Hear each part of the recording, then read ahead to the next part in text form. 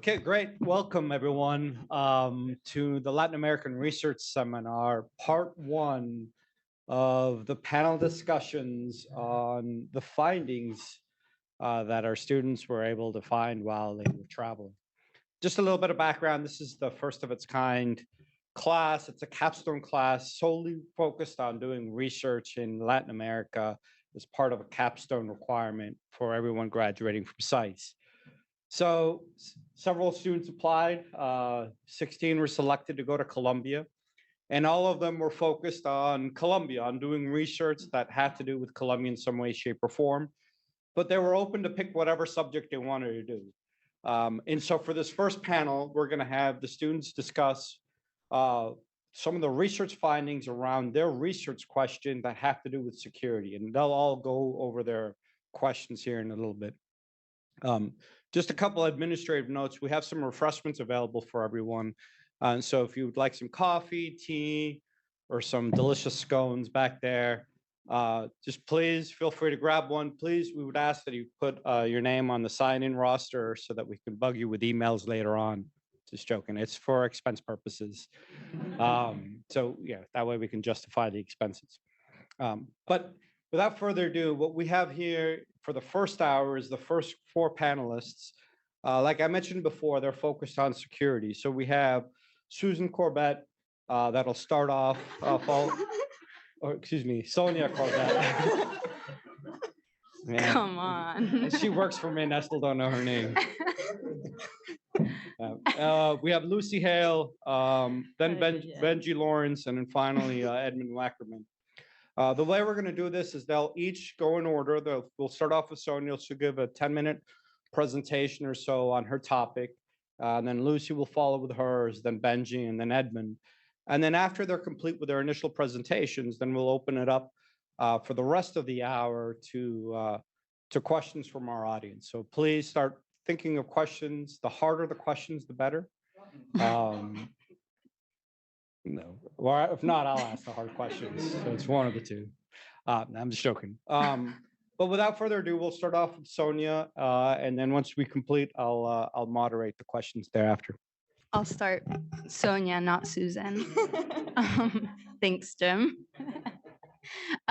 Basically, what I'm going to do is I'm going to talk a bit about the context, why I chose the research question that I did, and then I'll walk through kind of my initial hypothesis, the findings I had from the lit review, and then kind of what I found out after our trip and what I think that all means.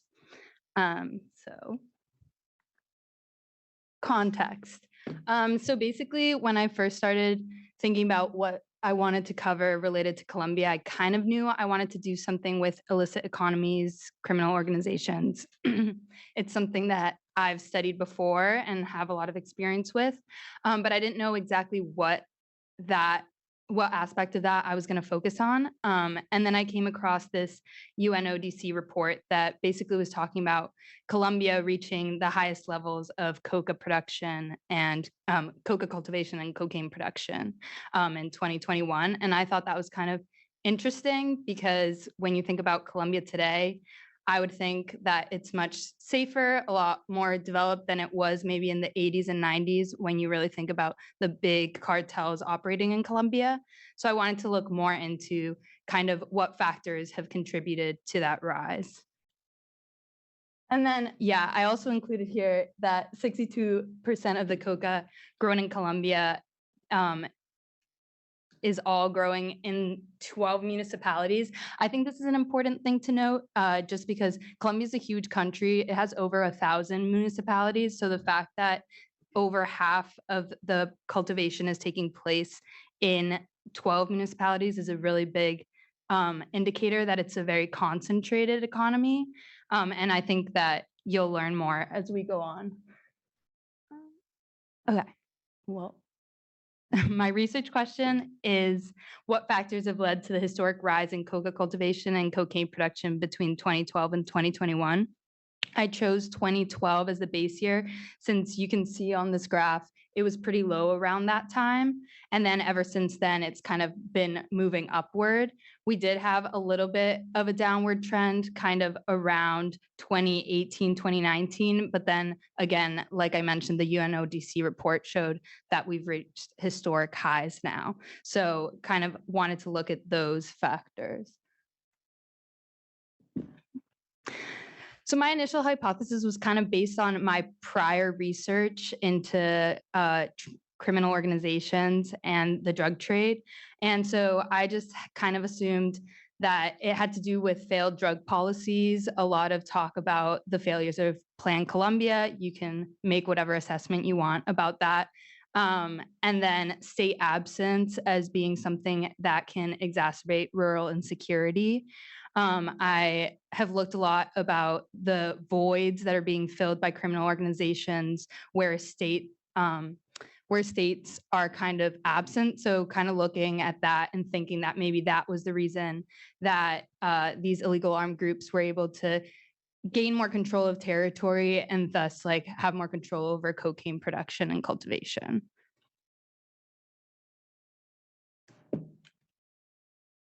And then for my literature review, so a lot of research was done, like I said, about the drug policies, about state absence, also talking just about crop productivity or the stopping of aerial fumigation. And a lot of the research that was out there kind of focused on individual factors like this, like corruption as well.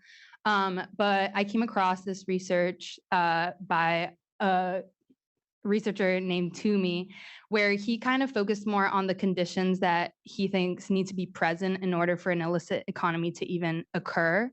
And basically based this on that there were certain regions that could be cultivating coca and could be producing cocaine and have the ability to do so, but aren't. And so kind of looking at what those other factors are that need to be present in order for the cocaine economy to even take place. And I wanted to use this framework to kind of look at the factors that have contributed to the historic rise in cocaine production. And so the four that he mentions are illegal demand, wide legal and formal norm gaps, disregard for externalities or will to commit crime to achieve a higher goal, and the ability to develop illegal networks and links. I'm going to touch quickly on demand, but it's not really the focus of my presentation since I'm more focused on the supply side. But in terms of demand has been increasing in the last 10 years. Demand in Europe and the US has grown exponentially, but another interesting thing has been local demand. There's been a rise in domestic demand in Colombia, but also in the region. So it's definitely not going anywhere, but I wouldn't say that demand necessarily is the driver of this supply. It's just a factor that plays into it.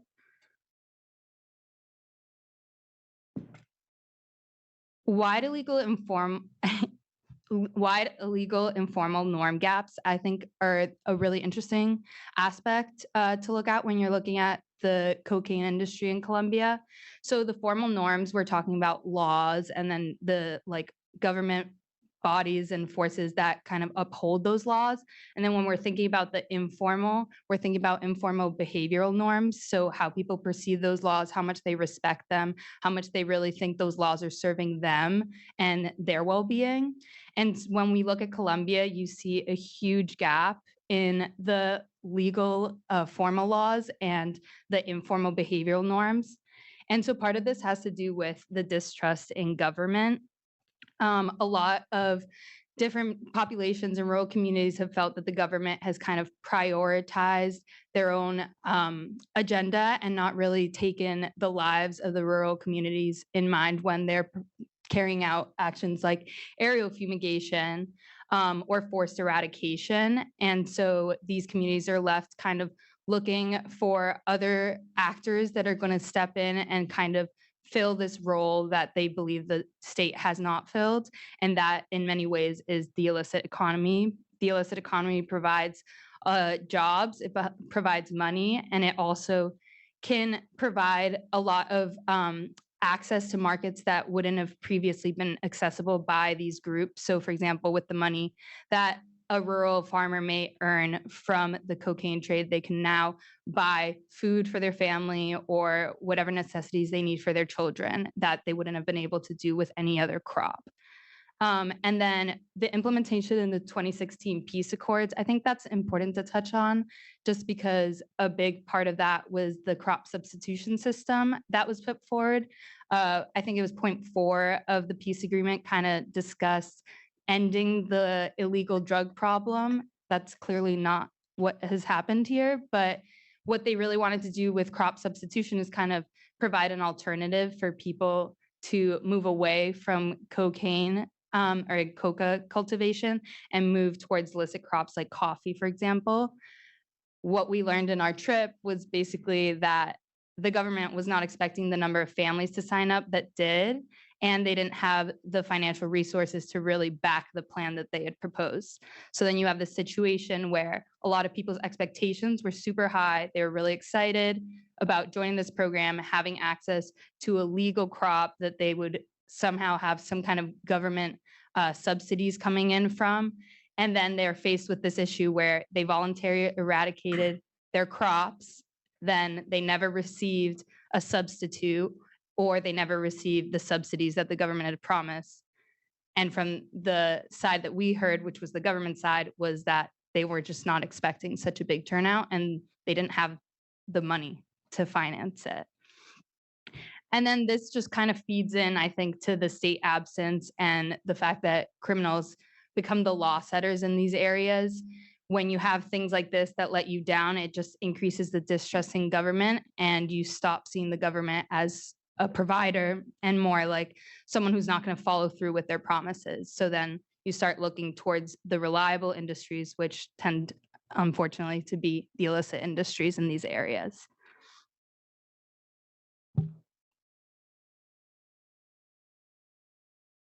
Then the other one was the disregard for externalities. I think in this one, it's important to distinguish between the farmers and then the actual illegal armed actors that are kind of actually doing the processing to the white powder cocaine that you're thinking about probably. Because I don't think it's fair to say that the farmers disregarded the externalities of their actions. I don't think that they are thinking that morally it's okay to be causing social and economic problems for the country and the world by producing or contributing to the cocaine production. But I do think that you can apply the disregard for externalities for the criminal actors, since they're doing it for a different purpose. It's to finance other activities, it's to continue their operations and control. But when it comes to the farmers, I took another researcher's findings. This was Arias, and he talked about moral economies and the economic multiplier effect. And basically what he looked at was kind of, because these illicit economies are taking place in certain regions, it actually is attracting moral economies, so legal economies, to come to those same areas because there's more trade. And so when you think about it, a lot of the areas where the coca cultivation is happening are really remote. There's not a lot of access to these areas. And the drug traffickers or criminal organizations are going over there to get the coca. But by doing so, they're kind of starting a whole economy. There's more money in these areas, like I mentioned earlier. So then they are able to purchase other things that they wouldn't have been able to purchase had there not been an illicit economy. So it creates these moral economies and what he called the economic multiplier effect. And then just in terms of trip findings for this section, a lot of the people we spoke to talked about territorial vulnerability. A lot of the people who are working and are cultivating the crops don't necessarily own the land where they are, or they don't necessarily have options other than what they are doing to earn an income in these areas, nor do they have the capacity to leave these areas because they are controlled by illegal armed actors. And then just continuing with the high incentives for participation. I think I've mentioned this multiple times, but basically the fluctuation in prices of cocaine, there's not much fluctuation in prices. There's not much fluctuation in demand. Yeah, it'll change here and there, but really it's a steady income that a lot of these people can rely on. And there are not a lot of legal economic opportunities. And then finally, the ability to develop illegal networks. There's been a big change in the role of illegal armed actors in Colombia. Before, there used to be probably like 3 or 4 predominant groups, but now we can probably count 20 to 30. So kind of the increase in the diversity of the groups has contributed or is part of the reason that there are like such vast networks in the country. And then also looking at it, I don't know if you can see the map, but a lot of the areas, which are those municipalities I talked about, are located on major in major trading zones. So they're located along the border area or near water, bodies of water. And so these illegal groups control those areas, but then they also have transnational networks and connections and partners in other areas where they can kind of, you go from cultivating the coca, converting the coca into coca paste, and then you send it off to an intermediary who takes it, processes it with hydrochloric acid, which is really gross, and then they will export it, usually using other criminal networks that are located in other countries. And I think it's important to note as well that a lot of people expected cocaine production and coca cultivation to go down after the 2016 peace accords with the demobilization of the FARC, but instead what we saw is a rise since then. And a lot of the FARC dissident groups already had the know-how on how this industry worked, and already had control of a lot of the territories where the coca is being cultivated. So it wasn't really like, they didn't have to start from scratch. There was already operations going. They never really ceased in operations despite the accords. And now with so many criminal actors involved, there's always someone to fill the void. It's not going to go away.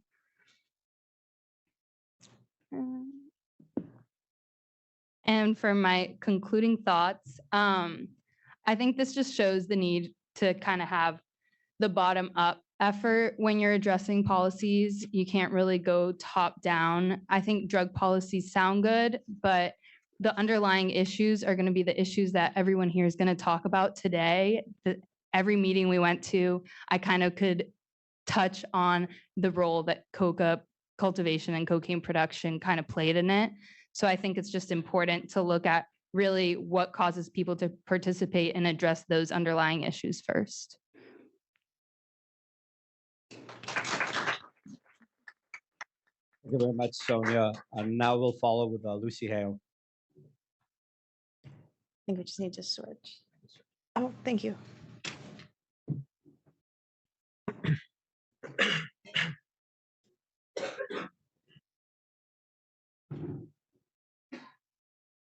Great. So fortunately, all of us, our topics are quite connected. So apologies if our findings start sounding redundant by the end of the panel. But my topic dealt with understanding the growth of FARC dissident groups following the 2016 peace accord. Sonia already mentioned this in her paper, in her presentation rather, but this topic really interested me because as Sonia already touched on, there were some pretty key failures in the implementation of the peace accord. And I think this is probably one of the clearest symptoms of the peace accord's imperfections. So just to begin with a brief history, over the 50+ year period of war with the Colombian government, the FARC, which stands for the Revolutionary Armed Forces of Colombia, grew to be the largest irregular army in the country. This could be an entirely separate presentation discussing the evolution of the FARC. But to simplify it, the FARC, their origins are based in La Violencia, which was a period of sectarian violence in the 40s to the 60s in Colombia. And they grew out of a self-defense organization associated with the Communist Party of Colombia. There wasn't significant growth in the group really until the 1980s, which is the same period of time where Colombia grows to be a major cocaine producer worldwide. And by the turn of the century, the FARC had essentially reached its expansion limits, limited by paramilitary push of the 90s and Plan Colombia in the 2000s. And finally, the FARC came to the negotiating table with the government in 2012 and signed a peace accord in 2016, agreeing to demobilize. But not all components of the FARC agreed to this. So the FARC dissidents are a series of decentralized armed entities that emerged during and after the signing of the peace accord. They operate like a federation. They're less centralized than the FARC was. Not that the FARC was perfectly centralized either, but they share a common origin, a common political identity, which makes this a useful category of analysis. And these groups have also recruited new members since 2017, so the membership hasn't been static since the peace accord. And it's also important to highlight the political and ideological character of these groups. The FARC was formed as a Marxist group, and the FARC dissident groups have adopted or preserved the ideological character of the FARC to varying degrees. There are some groups that have remained very true to the ideological personality of the FARC, and others who appear to have kind of co-opted the ideology to amass political capital. And this photo is from September 2019 with Ivan Marquez and Jesus Sanchez announcing a return to the armed struggle. And these two men were pretty prominent leaders of different factions of the FARC. And so I wanted to assess the growth of the FARC dissident groups since the peace accord. This data comes from Indepaz, which is a Colombian think tank that researches conflict. And you can see it's essentially a perfectly linear trend. I think the numbers might be hard to see, but essentially in 2017, the FARC was recorded to be in 88 municipalities in the country. And then by the first half of 2022, that number grew to 161. And the map on the right is the 2022 data showing all of the municipalities in the country where the FARC dissidents have been known to operate or known to coordinate different activities. And this growth is similar to other armed groups in the country, although depending on who you're looking at, this growth is a bit more rapid. So I wanted to address what accounts for this growth, and I found essentially two main reasons. And the first was that the peace accord didn't eradicate the incentives to engage in criminal activity. Sonia just spoke at length about cocaine production. I included a graph here showing coca cultivation by land from 2011 to 2021, and you can see that it's gone up quite dramatically, including in the period after the peace accord. And the map on the right comes from the Igarapé Institute in Brazil, showing deforestation, which is a helpful indicator of various kinds of criminal activity, including coca cultivation, but also illegal logging and illegal mining. And if you compare that map to the map that I just showed, there's quite an overlap between where the FARC dissidents are operating. This is showing the Amazon region of Colombia, so the Igarapé map doesn't show the northern part of the country, but you can see that the FARC dissidents have a heavy presence in these areas that are known to have problems with deforestation associated with criminal activity. And essentially, I understand this as, the peace accord benefited different members of the FARC depending on their seniority quite differently. Senior members repped most of the benefits of the peace accord in terms of getting political concessions. And junior members, as Sonia mentioned in her presentation, had the know-how to continue managing or engaging in illicit economies, and they didn't receive the same benefits of the peace accord. And so as a result, you saw pretty high incentives for some folks to defect from the agreement or to never engage with it in the first place. The second reason that I found, which is related to this, is that there was pretty poor implementation of the peace accord. The peace accord was an already imperfect policy from its conception, but I think most reasonable people would say that the Duque government did not do an outstanding job in implementing the peace accord the way that it was.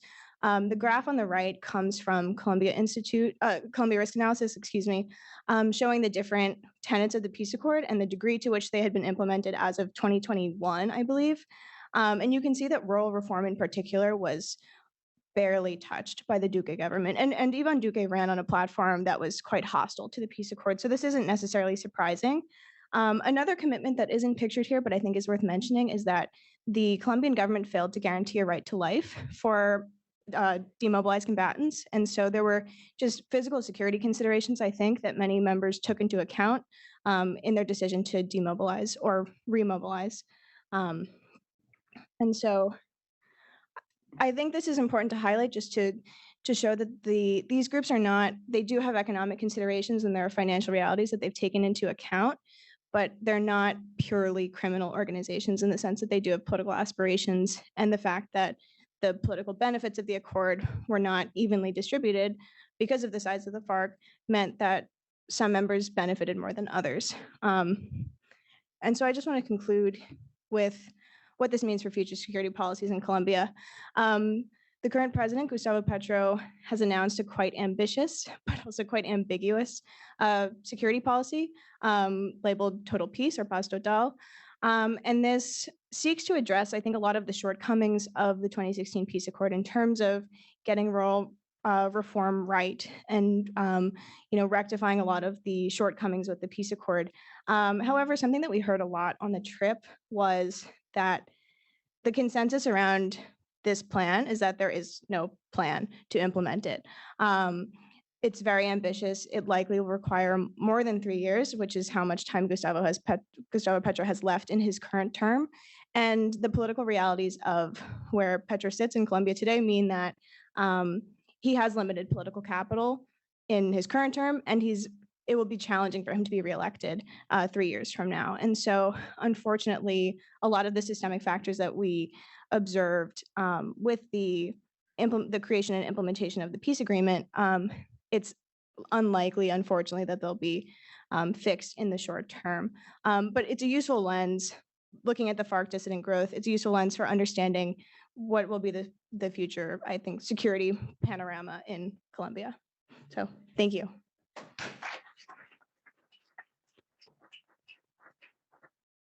Thank you very much, Lucy. Okay, so we'll move on to our next presenter, which is Benji Lawrence.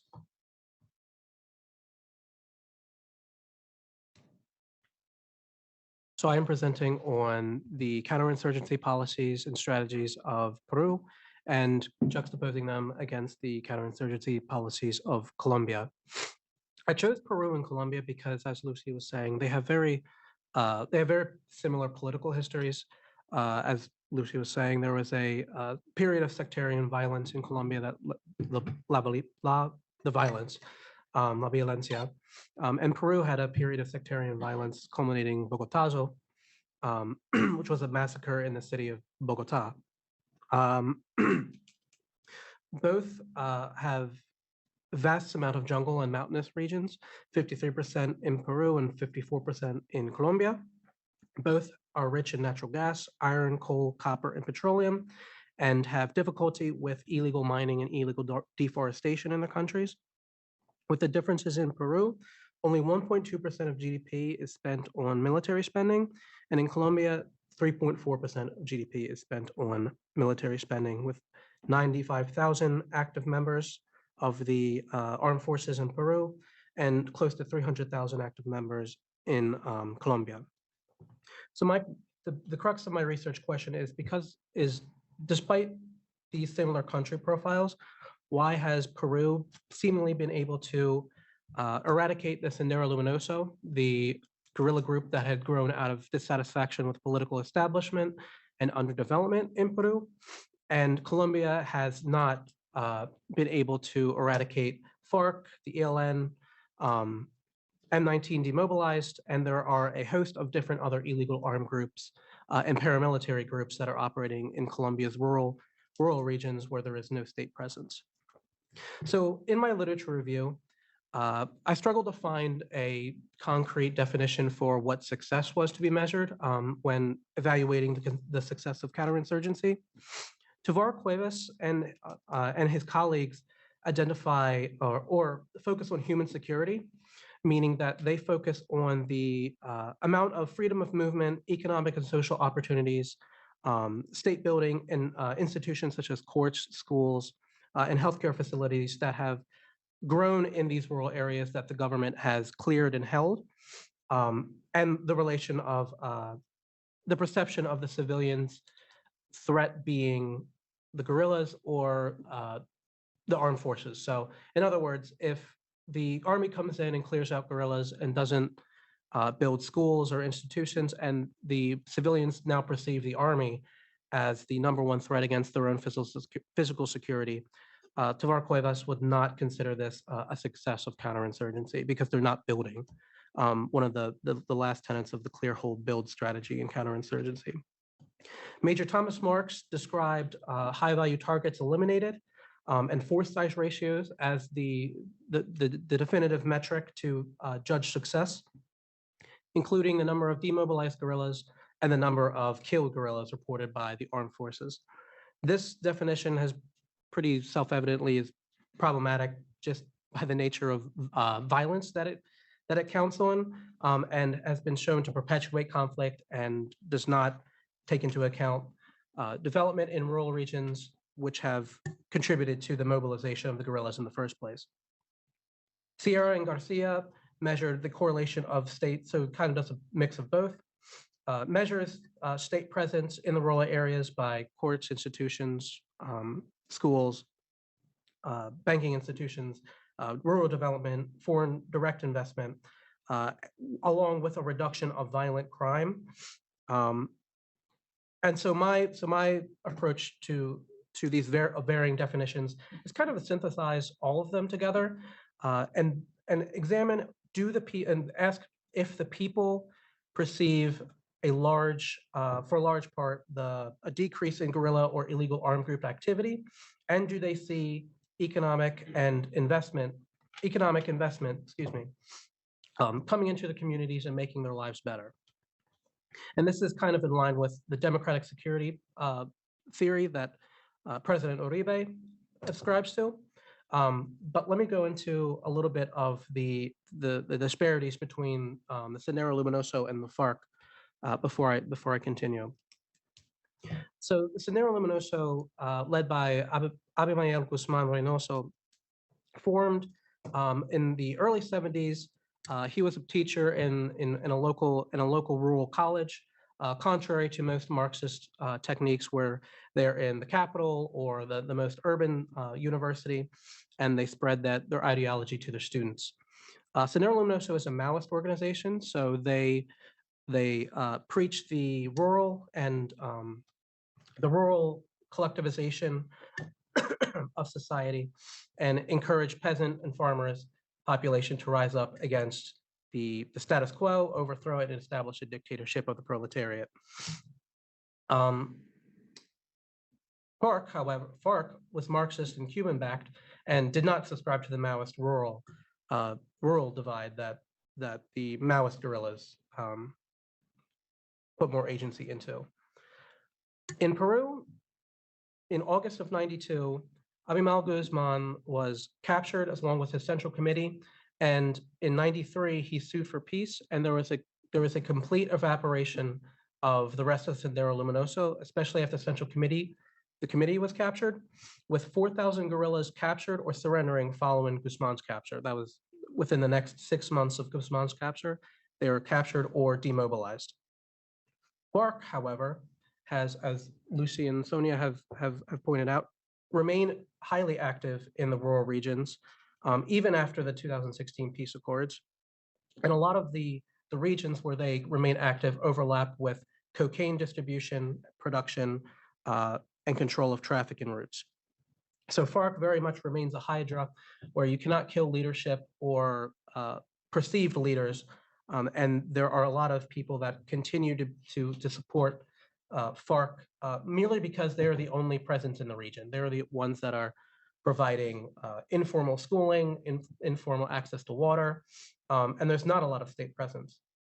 In fact, one of the NGOs that we spoke with indicated that because that they are the only authority in the region, a lot of the populace looks to the state with disdain, even though FARC controls the population through violence, extortion, etc. Human Rights Watch estimates 25 FARC dissidents groups remain as of 2020 with up to 4,600 in force size, which is notably smaller than the Sendero Luminoso, which had up to 10,000 members at one point, down to Insight Crime estimates about 300 or less. as of today. Another factor that I would consider in the failure of counterinsurgency to stem the force of FARC is the role of Colombian society versus the role of Peruvian society. Colombian society is very unwilling to accept demobilized FARC guerrillas back into their everyday lives. Reintegration following the peace process, especially the previous peace process, which formed the Unión Patriótica, which encouraged demobilized FARC members to politicize, form their own political parties. The Unión Patriótica was a party, and the Human Rights Watch estimates 500 political assassinations, either covertly supported by the government against these politicized, demobilized guerrillas, and tacitly approved by society. So there isn't a lot of incentive for the guerrillas to demobilize if they're being killed once they leave the mountains and try to rejoin society and implement their political reform through democratic processes.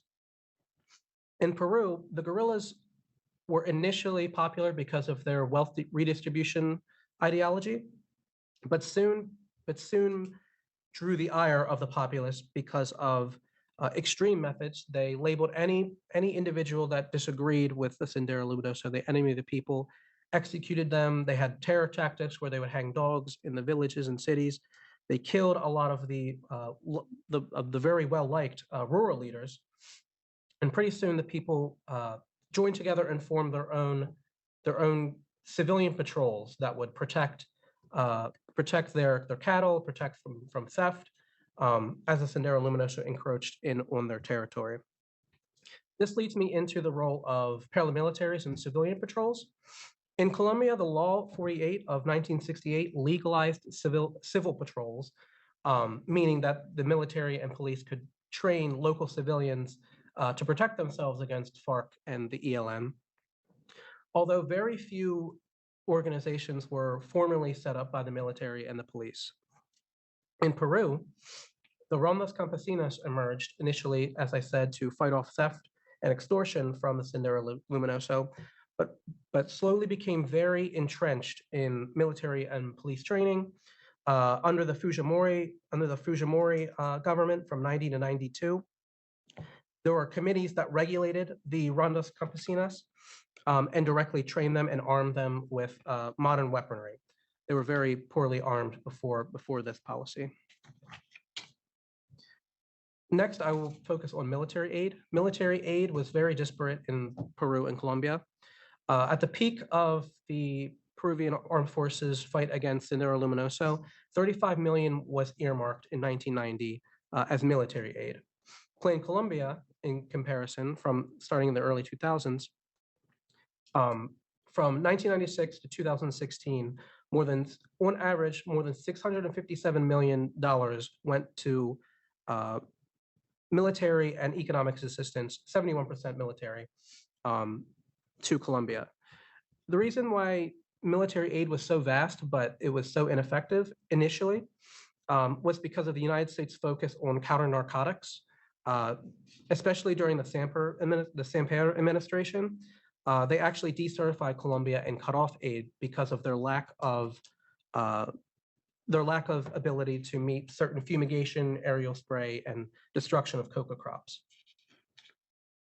In Peru, however, the DINCOTE, which is the National Directorate Against Terrorism, worked alongside School of the Americas trainers and were crucial in the capture of Abimael Guzman. Also, the purchase of Black Hawks in the early 2000s into the Uribe administration really solidified the Army's ability to go after guerrillas in these mountainous regions where they previously were either afraid to encroach on the territory or they could not, just simply because of the terrain. Thomas Marks emphasizes that these foreign military sales were crucial in aiding the Colombian military by giving them a psychological effect where guerrillas would hear the Black Hawks coming and flee back into the mountains, allowing the guerrilla battalions to slowly encroach, clear the area, and begin to hold the area. Blackhawks also provided wounded service members as a quicker way to be lifted from the front lines and go back for medical treatment, which overcame a sort of bunker mentality where soldiers were too afraid to go out into the jungle because they figured if they were killed, there was no, or if they were wounded, they would get diseased, they would get infected, and there would be no quick way to the urban medical centers. And lastly, economically, is I think one of the biggest factors. Under the Santos administration, only 1.3% of Colombian GDP was earmarked for rural infrastructure and development, and this is one of the highest since the war started in 1960. Only 1.3%. As a formal U.S. official told us down in Colombia, he believed, or they believed, that the biggest factor was that there was no roads or highways in Colombia, especially in the southern and eastern rural areas where cocaine production flourished. And whereas in Peru, he said that the former regions, like the Ayacucho region, where the Sendero Luminoso had consolidated most of their power, were full of railroads, highways, and easy access for the government to come in, develop, and make their state presence known. As a concluding thought, I think my research would benefit from a further investigation of the role of cocaine and narco traffickers in the actual politics of Colombia. My initial hypothesis is that because of the proliferation of drugs in Colombia, it complicated the efforts of some politicians who directly benefited from narco money, especially as it intertwined with counterinsurgency operations, and also the role of media and NGOs. A former Colombian official negatively portrayed an NGO inquiry into their human rights abuses, but I think it's worth comparing the role of the media in Peru versus the role of the media in Colombia to see if that had a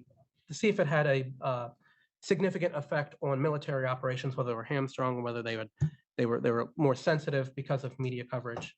Yeah, that's it.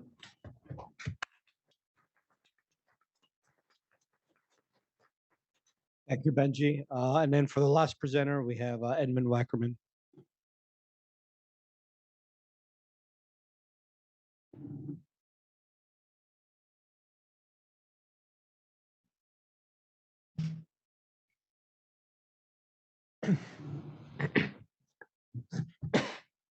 All right, hello everyone. Thank you guys for coming to our presentations. My name is Edmund, and I did my project on the peace process with the ELN in Colombia, specifically looking at the various barriers to peace. So I'm going to structure my presentation today by first providing an overview of the ELN and the previous peace processes. Then I'm going to discuss the various barriers to peace that I identified in my research. And lastly, I will provide some insights that I learned during our trip to Colombia. So the ELN, or the National Liberation Army, is a leftist revolutionary guerrilla insurgency in Colombia that was founded in 1964. It was created with the original intention of overthrowing the Colombian government in the model of the Cuban Revolution. Throughout most of its history, it's been overshadowed by the FARC, which is a larger and more powerful movement. But after the FARC demobilized in the wake of the 2016 peace accords, the ELN has really become the largest remaining guerrilla insurgency in Colombia. The group currently has about 5,000 members that are spread across Colombia and Venezuela, and they are heavily engaged in criminal activity, especially drug trafficking and extortion. So since the 1980s, every Colombian government has made some attempt to make peace with the ELN. There have been 7 formal dialogues between the Colombian government and the ELN, all of which ended in failure. The most recent attempt occurred from 2017 to 2018 during the administrations of Manuel Santos and Duque. These discussions made substantial progress, but they ultimately collapsed in 2018 after the ELN bombed a police academy in Bogota. Last November, in November 2022, Gustavo Petro, the current president of Colombia, decided to restart formal peace dialogues with the ELN. And as of today, the dialogue between the Petro government and the ELN remains ongoing. So given kind of the current peace talks with the ELN and the long history of failed peace processes, I wanted to understand why making peace with the ELN is so difficult. Specifically, my research question is, what are the factors impeding peace with the ELN in Colombia? So I identified 6 factors that I thought were the main barriers to peace. I've listed them here, and I'm now going to go over each one in more detail. So I think the largest impediment to peace has been the complex demands of the ELN. Throughout all of the previous peace processes, the ELN has made a lot of complex and logistically very infeasible demands on the Colombian government. When they've sat down for previous peace discussions, the ELN has called for structural changes to Colombian political and economic institutions. They also want civil society leaders to directly participate in the peace process between the Colombian government and the ELN. When pressed by the Colombian government on these demands, the ELN has remained inflexible. They have refused to negotiate on any of these kind of complex objectives. And they have also refused to provide any sort of a practical roadmap for, okay, how will we change these institutions, or how will we practically have civil society leaders participate in the peace process? So this inflexibility has invariably led to an impasse when the ELN and the government sit down for peace negotiations. The second element that I thought was a major impediment to peace is the federal structure of the ELN. The ELN is very decentralized, with regional commanders having a lot of autonomy to control what they do and how they operate in specific areas. It's much more decentralized than the FARC. Any sort of collective decision across the ELN requires an internal consensus, which can be quite hard to achieve.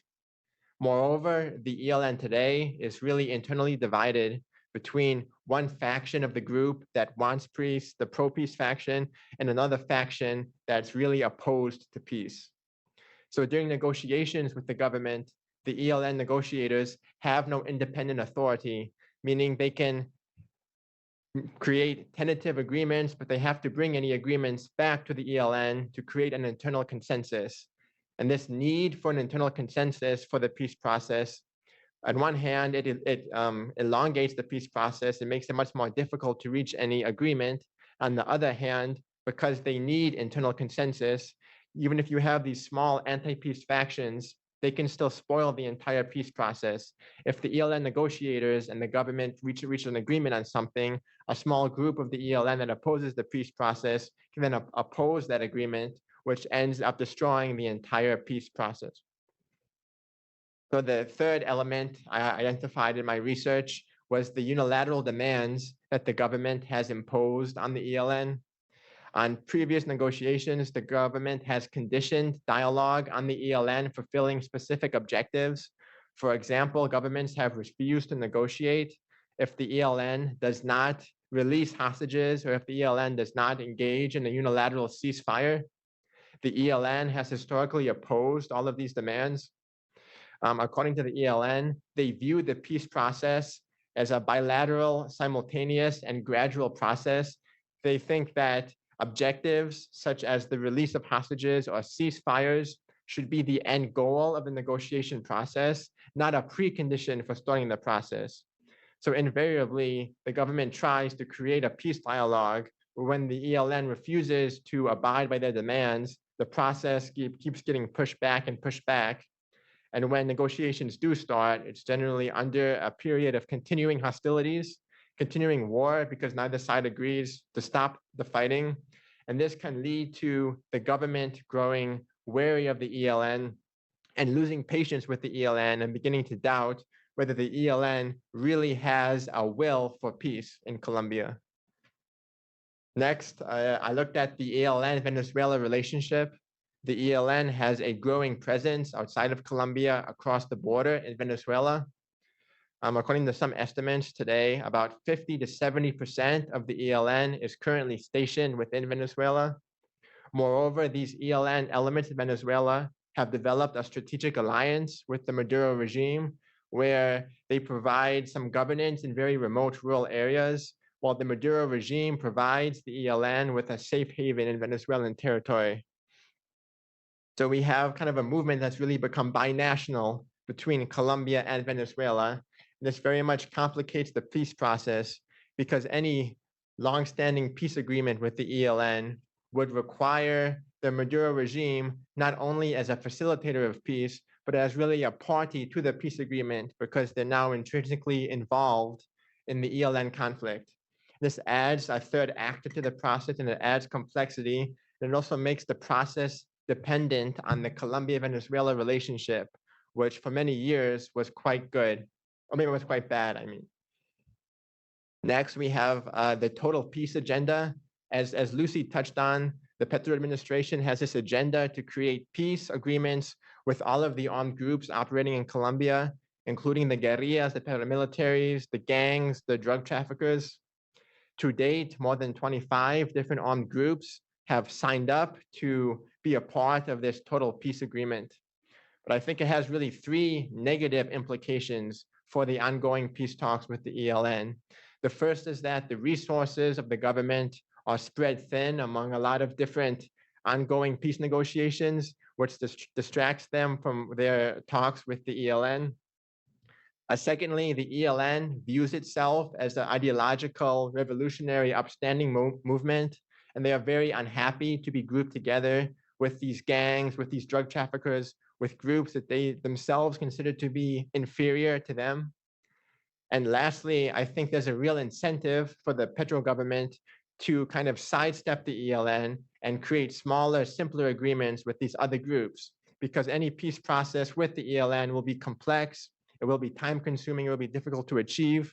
So, and if the idea is total peace and they want to show the electorate that what they have achieved as a government with the total peace agenda, it's in their interest to create a lot of these smaller, easier peace agreements and to show their success instead of wasting a lot of time on an ELN agreement that may never come to fruition. And kind of the last factor that I identified in my research as a reason for an impediment to the dialogue has been the recent ascendancy of the ELN. After the 2016 Accords and the demobilization of the FARC, the ELN has really filled that vacuum at the same time that they've been expanding in Venezuela.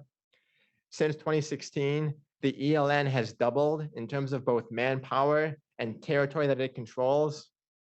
It's had no significant military defeats at the hands of the government. Things are going quite well right now for the ELN. They're making a lot of money, they're growing, they're becoming more powerful. There's really no incentive for the ELN to demobilize and to sign any lengthy peace process kind of with the government. So those were the kind of the six main barriers I identified with for the peace process. So I want to conclude now by talking a bit about some of the insights I gained from our trip to Colombia. And we were able to meet with government representatives, NGOs, think tanks, a lot of people that had a lot of interesting insights on the conflict. And I was able to incorporate what they told us and their perspective on the conflict into my research. One thing I found from most of the people I talked to, there was very little optimism that the Petro government would be able to sign a peace deal with the ELN. Most people thought the talks would collapse as all the previous talks have collapsed. As kind of Lucy pointed out as well, a lot of people thought that Petro did not have a plan for how to achieve peace, how to achieve his total peace agenda. I had started this project trying to understand the government's plan, and there really is no plan. Petro has objectives at a high level, what he wants to achieve, in this case, total peace, but he has no practical methods for how he's going to achieve them. Kind of the last major insight that I gained from the trip was that previously I thought the ELN's tactics, kind of these ridiculous demands, this very obstinate behavior at the negotiating table, was the ELN trying to play hardball with the government. It was the ELN playing the long game, trying to achieve long-term strategic objectives. But I think from the conversations I had in Colombia, it's really I'm under more of the impression that the ELN really does not understand how policy works in Colombia.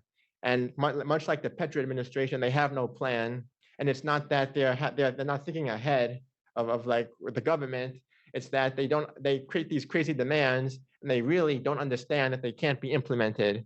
So I think kind of my major takeaway from the trip was that Petro does not have a plan and the ELN does not have a plan. And I'm not very optimistic that this will work out in the end. And yeah, that's my presentation. Thank you again for coming. We're going to spend the last 10 minutes with this panel just answering some questions. So just by a show of hands, does anybody have a question they would like to share? And yeah, and Juan will pass the mic to you. So we'll start off with Megan.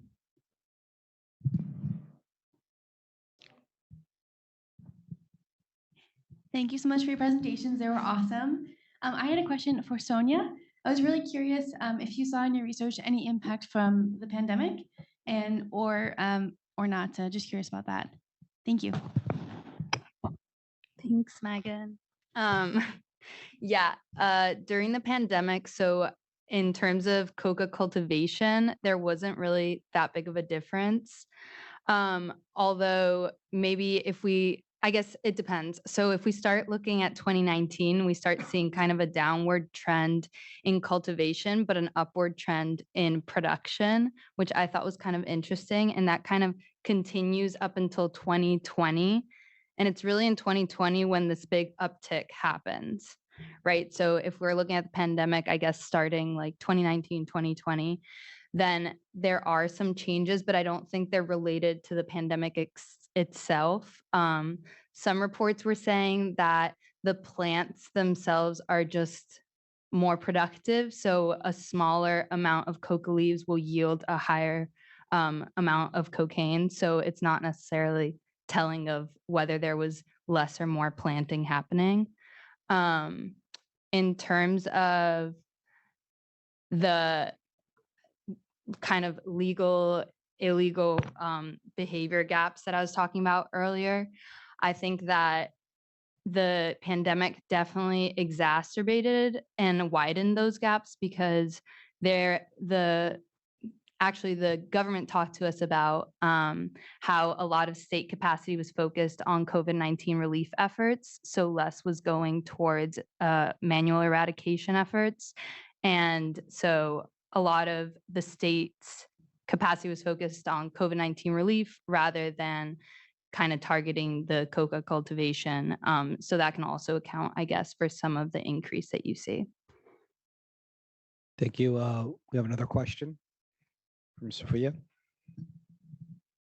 Hi guys, thank you for your presentations. My question is for Lucy. I was wondering if you've looked at, in terms of the FARC who are remobilizing, what percentage are women? Because I believe at the height of the FARC, 30 or 40% of guerrillas were women, which was a really high number compared to a lot of other insurgency groups. And I know that some of the DDR programs were very gendered and really not built for women at all. So I was just wondering if you've seen any distinction between the genders. So I don't have the statistics on hand, but I also haven't seen anything that suggests that the membership in the FARC dissident groups is drastically, like demographically different from the FARC in its original form. It's definitely something that I want to expand upon as I move forward with writing the paper. But yeah, in terms of the membership, my understanding is that the people who have been most attracted to remobilizing or not demobilizing were those junior level members of the organization, but I haven't seen a shift in terms of the gender split. Thank you. Any other questions? Professor Francisco Gonzalez. Hello, thank you everyone for your excellent presentations. I don't have a question, it's more a comment as you were going through your narratives. And I remember this literature on lawlessness and economics, which purports to show how groups usually in social life, we tend to have either states or markets as mechanisms that allocate the resources. And what some of these people, usually it's game theorists, institutional economics people, do is to show how very strong equilibrium or equilibria, because there are many, how many strong equilibria can remain in place for long periods of time without the necessary intervention of state and or markets. There are ways in which social and economic life is reproduced through lawlessness, and you bring to the table a lot of eloquent evidence that shows why this is the prevailing equilibrium in Colombia. One, very difficult to change, and not even a top level summit to carry out demobilization, to declare a universal peace, an attempt to build a better present and future. That's not enough. That is not enough. And as long as there's super profits, as long as there's high rate of return, a lot of people are going to continue playing that game, knowing that they are outside the law, and nonetheless doing it. So thank you for the way you looked at the topic. It was very good. Thank you. Thank you. Any other questions from the audience? Yes, so we have two questions if you want to hand the mic up. Thank you. Edmund, I wanted to ask you regarding the new involvement of Venezuela with the Colombian negotiation talks with the ELN. I know that you mentioned that the ELN is now increasingly present in Venezuela, and Venezuela is backing up the ELN. I wanted to know your thoughts and if you think that this is necessarily something bad to have Venezuela involved in these negotiation talks, and if so, why? Thank you, Edmund. Yeah, I mean, I think, Venezuela needs to be involved in some capacity. Historically, Venezuela has been, the Chavez, Maduro regimes have been big proponents of peace with the guerrillas. Chavez in particular was instrumental for the 2016 peace accords with the FARC. And, Maduro is continuing to be a major sponsor of the peace process. The first round of peace talks were in Caracas, that just concluded, and now they're moving to Mexico. And I think Venezuela today is intrinsically involved with the ELN. They are allies of the ELN, and I think their involvement is a tricky issue. I think if the ELN were to make peace in Colombia, it doesn't matter. They can just go to Venezuela and remain the same. So the involvement of Venezuela, there needs to be involvement, but I think it's difficult to navigate kind of that element. Currently, Venezuela's are sponsors; they are proponents of peace, and if it's a complicated, and I think that's a good spot to be right now. But I think ultimately they need to be more heavily involved. And I think if they were not involved at all, as some people say, oh, because they're allies of the ELN, they should not be involved. I think if they wouldn't be involved, any peace process with the ELN would be completely inconsequential, because you need to have Venezuela. And so I think it's a complicated relationship. I think right now they're holding a position they've historically held as sponsors of the peace process. I think if final agreement is reached, they will need to increase their involvement in some degree, and I'm not sure how that would happen. I don't think they'll actually reach that point. I think it'll probably collapse before then. But I think that's important. And kind of the last thing I would say is that the relationship between the ELN and Venezuela was created, especially when the Maduro regime was very weak in kind of 2018, 2019, and the ELN helped to strengthen the Maduro regime and protect the Maduro regime from threats. Now Maduro is much more stable. So there's some people that say Maduro is more likely to put pressure on the ELN to accept the peace agreement now because he's no longer reliant on the ELN for protection to ensure that his government doesn't collapse. So I think it's complicated, and I think they need to be involved, and we'll have to see in what capacity they'll be involved in. Thank you. And then the last question. Yeah, my question is, what is next based on your findings? And if you could be, my question is for Lucy or Benji, or I don't know your name. Edmund. I'm sorry. Yeah. If you could be Petro's advisor, what would you recommend in terms on security to achieve peace with FARCs? I Yeah, don't know I if think I it's a would. great question. So we'll just go in order and I was gonna provide say- your thoughts and opinions Yeah. based on your research. I was going to say, I don't know if I would take that job if offered because it's a really challenging one. I think the biggest challenge is the tension between these 4-year electoral cycles and really needing long-term commitments and implementations for a peace plan. And just given where Petro sits right now, I guess my immediate advice would be like really strengthening coalition building within the government because his political standing is very fragile.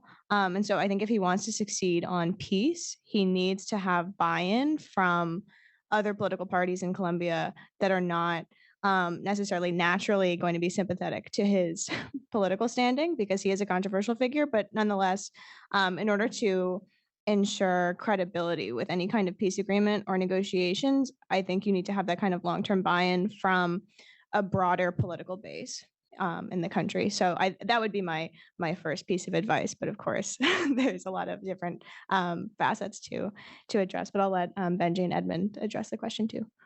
I think if I were to advise Petro, I think it's really imperative that economic development and infrastructure building needs to be a keystone of his plan. If you don't address the driving factors that push these different paramilitaries, guerrillas, narcos into the illicit market and pretty much try and take care of themselves, there's always going to be conflict over territory, over the ability to grow coca. And the people will continue to suffer, and they'll either join the guerrillas, or they'll support the narcos, or they will feel insecure and take up arms with the paramilitaries. And the International Trade Association notes that the United States still does not risk or does not heavily invest in the infrastructure projects in Colombia because of the high risk and the loss of profit that they think they'll get. I think the BRI is another avenue for the Petro administration to seek this infrastructure development. But then that's a whole separate question of whether the Chinese should be involved with Colombia's development. But I think it's not, the military can't solve the problem by itself. There's too many actors, and there's not enough resources for the military to control all of Colombia, especially with the lack of presence, the lack of monopoly of violence now. So I really think it's a question of human and economic development. Yeah, I agree with what Benji and Lucy said. I would just add, in my opinion, I think total peace is not a good approach. I think it's biting off more than the government can chew right now. It took 4 years to sign an agreement with the FARC, and now they have 25 groups, and they have 3 years left in their administration. And it seems like in addition to what Lucy and Benji said, my advice would be to focus specifically on peace with the most consequential groups and the groups most likely to abide by the peace agreement. So I would reform total peace to focus specifically on more groups. Thank you very much. And thank you very much for the questions. Okay, and thank you and welcome back again to the Latin American Research Seminar panel on the findings of the trip from our students on this class. As I'd mentioned before, all of the students in this class traveled down to Colombia, and they all had a number of different subjects that they were interested in researching. And so they've been working on their Capstone paper. And while we're in Colombia, we conducted over 20 different interviews with different government, NGOs, and different officials from all kinds of different perspectives that could provide all kinds of different perspectives on their specific research. For the second panel specifically, we have 4 members. We have Casey Fitzpatrick, Martin Cassinelli, Wei Yan Zhang, and Luke Bonowitz, We're going to be discussing a range of different topics. The last one was all focused on security. This one is a little more broad in terms of the topics. So we have trade, finance, migration, and kind of the general economy. And so they'll all present for about 10 minutes, as we did in the last panel. Once we complete their initial presentations, and we'll open it up for further discussions from the audience. So without further ado, we'll start with Casey Fitzpatrick. All right, so my research is looking at the U.S.-Colombia Trade Promotion Agreement and its impact on key industries within Colombia. I wanted to start out with an overview of the evolution of Colombia's trade policy, which has fluctuated substantially over time. Colombia underwent a period of significant trade liberalization beginning in 1985.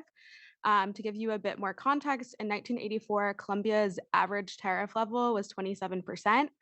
There was significant variation among different industries, with some industries receiving significantly more protection. For example, the textiles and apparel industries was one of the most protected industries, with tariffs of over 90%. But from 1985 to 1994, Colombia gradually liberalized its trading regime and reduced tariffs and removed non-tariff barriers to trade. By 1998, Colombia's average tariff level had fallen to just 10%. As part of this trade liberalization, they also pursued a number of free trade agreements. Currently, there are 17 free trade agreements in place. 2 of these were signed during the 1990s, 6 were signed during the 2000s, and an additional 9 free trade agreements have been signed since 2010. And they have free trade agreements with a wide variety of trading partners, including the US, EU, Canada, South Korea, Israel, and then a number of Latin American countries. But for the purposes of my paper, I'm focusing on the free trade agreement with the US. So to give a little bit of an overview of US-Colombia bilateral trade prior to the free trade agreement, Colombia was subject to preferential tariffs under the Indian Trade Promotion and Drug Eradication Act. This program required reauthorization, and they had to comply with several eligibility criteria, which meant there was a level of uncertainty involved in this program, as duty-free entry could be revoked if they failed to meet these eligibility requirements. Under this program, roughly 90% of Colombian exports to the US entered duty-free prior to the free trade agreement, and the average tariff on Colombian goods entering the US was just 3%. In contrast, the US faced much higher tariffs when exporting to Colombia, and the average tariff rate on imports from the US to Colombia was 12.5%. So the US-Colombia Trade Promotion Agreement entered into force on May 15th, 2012. And upon entry into force, the free trade agreement eliminated most tariffs immediately. Remaining tariffs were phased out gradually, with particularly sensitive products receiving longer phase-out periods. So the phase-out periods ranged from 3 to 19 years. And like I mentioned, sensitive products were given more time to adjust. Next, I have a graph looking at the value of bilateral trade, which to me, looking at this was kind of surprising because the value of bilateral trade actually decreased after the free trade agreement went into effect, which is counter to what one would expect. Colombian exports to the US peaked in 2012, which is the year the free trade agreement took effect, with roughly $22.2 billion in exports. But by 2021, Colombian exports to the US had fallen to just 11.6 billion. And from like 2015 to 2021, they've remained pretty low. The other thing worth noting from this graph is that Colombia previously had a trade surplus with the US, but since 2014, it's had a trade deficit. Next, my research question. I'm kind of interested in the winners and losers of free trade. And so my research question is, how did the US-Colombia Trade Promotion Agreement impact key industries in Colombia? And I think this question to me is very interesting, especially given Petro's criticism of the free trade agreement. During his campaign, he talked a lot about his desire to renegotiate the agreement and cited certain key industries that he was concerned about, which I'll talk about in more detail further on in the presentation. So in my literature review, I kind of looked at different research connecting trade liberalization and free trade to economic outcomes. And so as we've all learned about in our economics class, theory supports free trade, and that dates back to Adam Smith and David Ricardo and arguments of comparative advantage and specialization improving efficiency, as well as the ability to achieve economies of scale. Other benefits related to this would be the improved quality and innovation due to increased competition, as well as increased access to an increased variety of goods and lower prices. And then some of the research that I looked at connects trade liberalization and economic growth. So the relationship between trade liberalization and growth is more ambiguous in the real world. Studies have produced some conflicting research, but generally the literature suggests that trade liberalization does in fact generate growth. But there's difficulties facing these studies, especially measuring trade orientation, as well as establishing causality. There's a lot of factors that impact trade that are outside of liberalization, as well as factors influencing growth. So the other body of literature that I looked at was the distributional impacts of trade liberalization. While most economists do support free trade, they acknowledge that free trade creates winners and losers. And this is, again, like what I was trying to figure out with my research. Who were those winners and losers with the Colombia Free Trade Agreement? And yeah, certain portions of the population are disproportionately impacted by trade liberalization, as import competition threatens the survival of less competitive domestic industries. Other industries benefit from increased market access. For the gaps in the literature, most of the studies were US centric. So a lot of research has focused on the impact on the US, which is thought to be pretty minimal just because Colombia is a very small trading partner. I meant to mention, but the US is Colombia's largest trading partner for both imports and exports, whereas Colombia is the US's 25th largest trading partner. So it's a much smaller portion of US trade. And so that was one of the main gaps, is that they weren't focused on Colombia. And then studies that did focus on the impact of the free trade agreement on Colombia were focused on other aspects, including labor, the environment, and corruption. So because trade is so broad, I wanted to focus in on 3 specific industries. I also limited my analysis to trade in goods rather than trade in services. The 3 industries that I focus in on are agriculture, textiles, and oil. The reason I picked agriculture and textiles were because these were 2 industries that prominent politicians within Colombia have criticized for the agreement. Petro specifically focuses in on its impact on agriculture, and I also had seen some comments from a Colombian senator on the textile industry. Oil is Colombia's #1 export. I don't expect to see a huge impact in that industry, but I was kind of curious if it would cause the US to source more of its oil from Colombia as opposed to other trading partners. For agriculture, when negotiating the free trade agreement, it was one of the more sensitive industries. And as a result, they had negotiated longer phase-in periods to allow the agriculture industry to adjust. One of the main concerns was that the trade liberalization would disproportionately impact rural areas and cause small farmers to switch to cocoa production. And based on my initial research, it seems that the impact of the free trade agreement on agriculture is mixed. On one hand, the free trade agreement gave Colombia access to more affordable inputs. One of the SAIS alumni that we met with in Colombia shared some data with me looking at input costs and its impact on specifically meat prices in Colombia.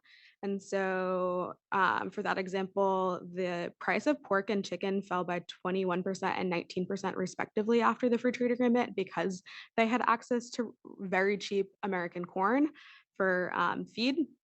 And that caused consumption of animal protein in Colombia to increase by 91%. For textile, this is an industry, as I mentioned, that has historically received very high levels of protection. But it doesn't seem like and it's also declined significantly in recent years. What I will say is that it doesn't appear that this decline is a result of the US-Colombia Free Trade Agreement. The US is not a major exporter of textiles. To put the blame on this free trade agreement would be misleading. It's more so a result of globalization in general. The Colombian textile and clothing industry cannot compete with Asian exporting countries that have cheaper input costs. The labor cost in Colombia is much higher than many of these countries. An additional problem that they're facing is that textiles and clothing are being smuggled into the country and flooding the domestic market, making it even more challenging for the Colombian textile industry. And then, as I mentioned, with oil, it's Colombia's largest export. The US is the main destination for Colombian crude petroleum, with China, India, Panama, and St. Lucia following as main destinations. And this is an area that I need to focus more on in my pending research to find more data. So going into the trip, I was hoping to gain a better idea of which industries I should focus in on, which I think I was successful at narrowing down those industries. I was also curious to get a general read on the attitude towards the free trade agreement and whether or not it's viewed as having a net positive or net negative impact on the Colombian economy. One of the conversations that we had with Colombia Risk Analysis goes back to what Petro says he hopes to accomplish versus what he actually plans on doing, or if he has a plan for accomplishing it. And so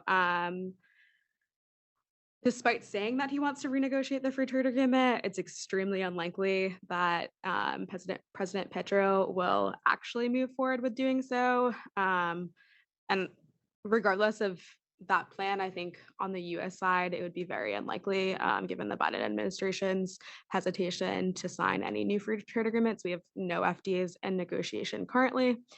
And another takeaway from the trip was that Colombia will be undergoing an export transition as part of its plan to decrease its reliance on oil, but it doesn't really seem like there's a plan on what will fill that gap in exports. So that will be interesting to see in the coming years as Colombia continues to move away from oil. And then, yeah, those are my initial findings. Like I said, I hope to find some more data, especially on oil and textiles. I think I have quite a bit on the agricultural industry, but I'd be curious to see more industry-specific data for oil and textiles. And then I also think that in order to fully understand the economic impact of the free trade agreement on Colombia, an in-depth quantitative analysis is necessary. The US International Trade Commission completed a research report on the impact on the US, and there's no similar study on Colombia, so that would be interesting to see. Yeah. Thank you very much. And so we'll now follow with our next panelist, Martin Cassinelli. We'll be talking about energy transition and its effect on the fiscal. I'll explain it, yes. Yeah, okay. I'll let him figure it out.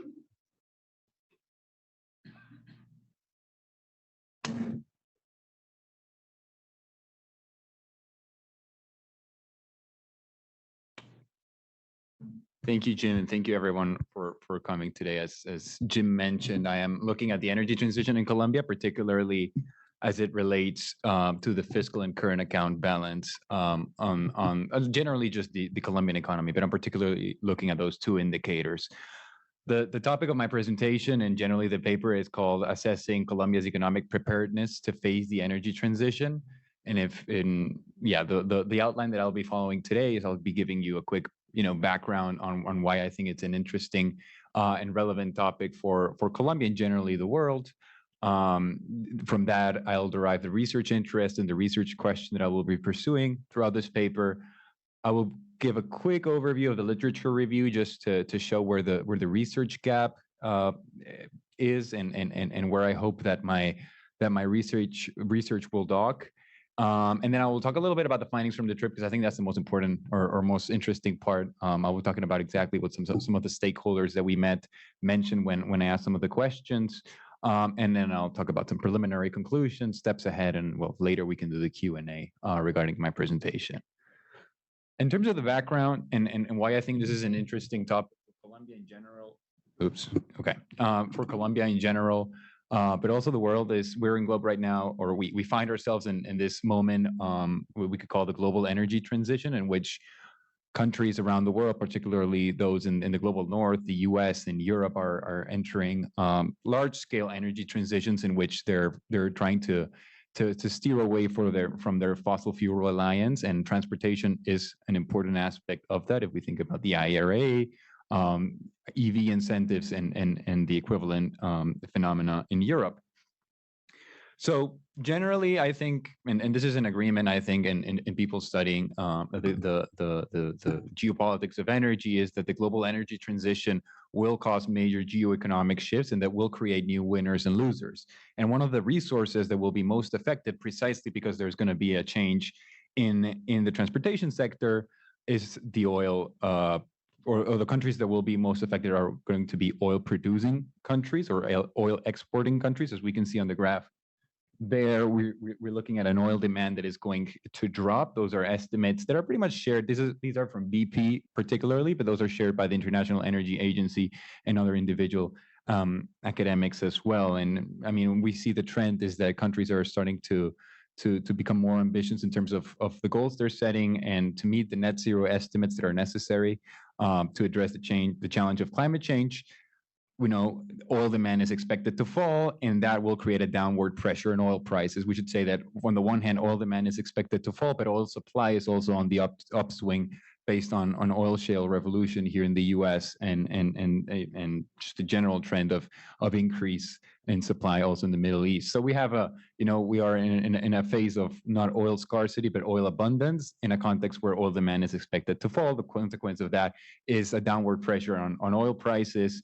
And that has really important implications for countries whose economic growth model entirely relies on fossil fuel production and exports.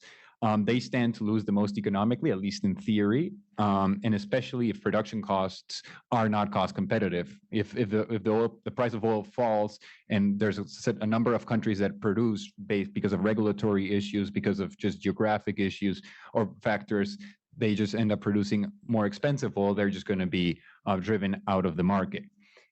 When we apply that to the particular case of Colombia, we see that Colombia is highly dependent on fossil fuels, particularly oil for export, as actually Casey was just mentioning. It's also reliant on fossil fuels and oil for its government revenue.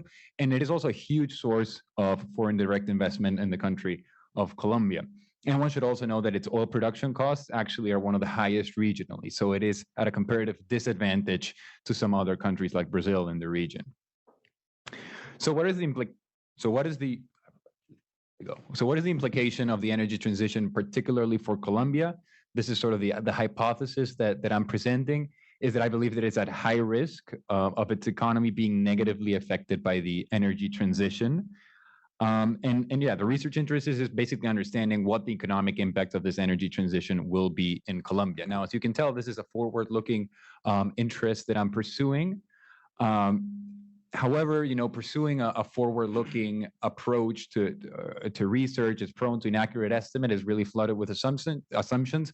Other than it also requires a lot of knowledge on simulation analysis, knowledge I do not have. Therefore, I'm using a proxy to try to understand what the possible effects could be, and I'm looking particularly at the 2014 oil price slump that I believe provides a relatively good historical proxy to estimate what the economic impacts of oil price drops have had on Colombia. The reason why I chose 2014, it's the longest oil price slump since 1986, so it has some general aspects of a structural change in the oil price because of its length.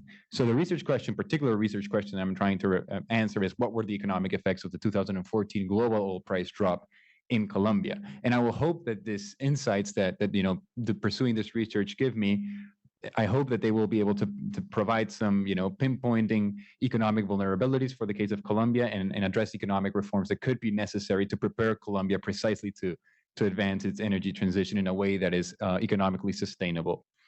So in terms of the literature review, I'll go relatively fast through this. I mean, as you can imagine, the literature on the effects of oil price volatility have relied heavily on oil importing countries, so Europe and the US, and what the effects had been. This is based off on the 1970s and the 80s, and the impacts that oil prices had precisely on these two economies.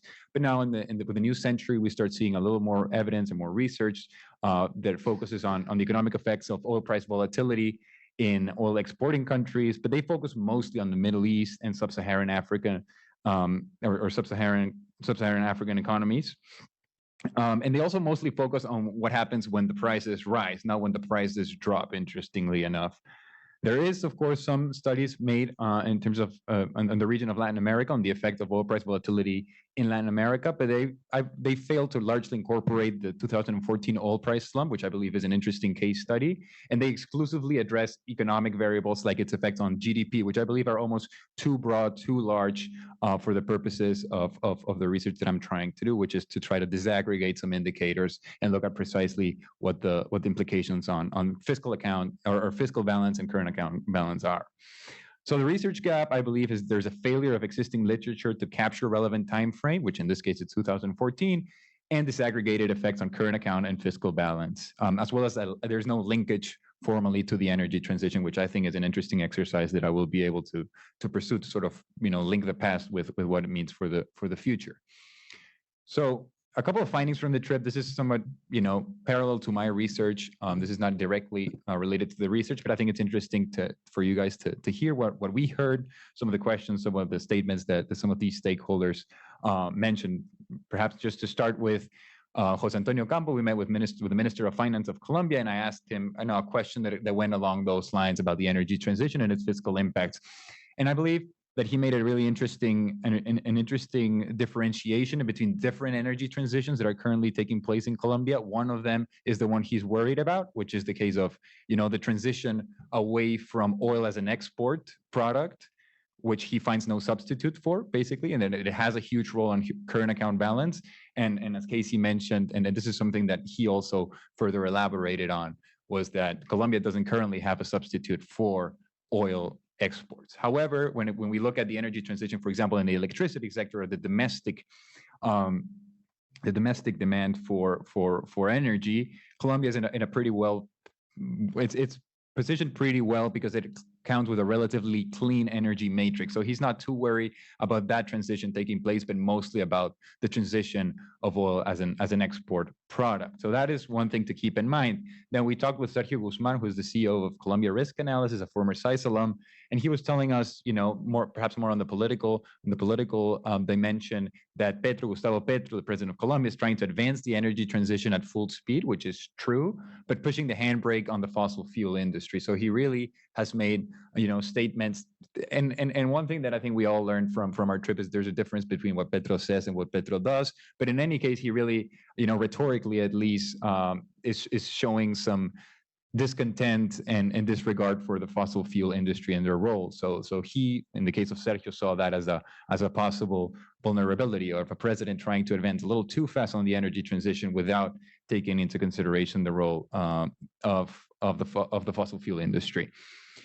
Then we talked to the country economist, Colombia country economist, Laura Giles Alvarez from the IDB, and she sort of toned or put the Petro statements a little bit more in perspective. She mentioned that the Minister of Finance, or the Ministry of Finance, is currently trying, after COVID, they had a large fiscal imbalance, a fiscal deficit after COVID due to the fiscal stimulus that they had to pass, and that the government is currently trying to reduce its government deficit. It's one of the fiscal goals of the government. And oil, because it is important for government revenue, plays actually a really important part in sustaining and helping the government reduce its fiscal deficit.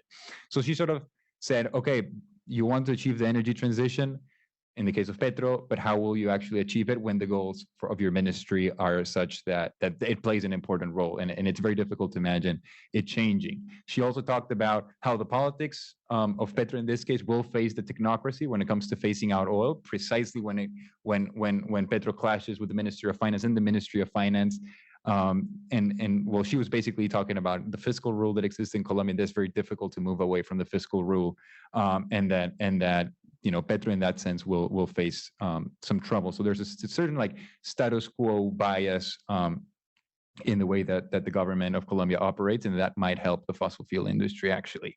Then we talked to Transforma. There's no picture in the video because there was a group of women that talked with us. It's a Colombian think tank that studies precisely the energy transition and at different levels.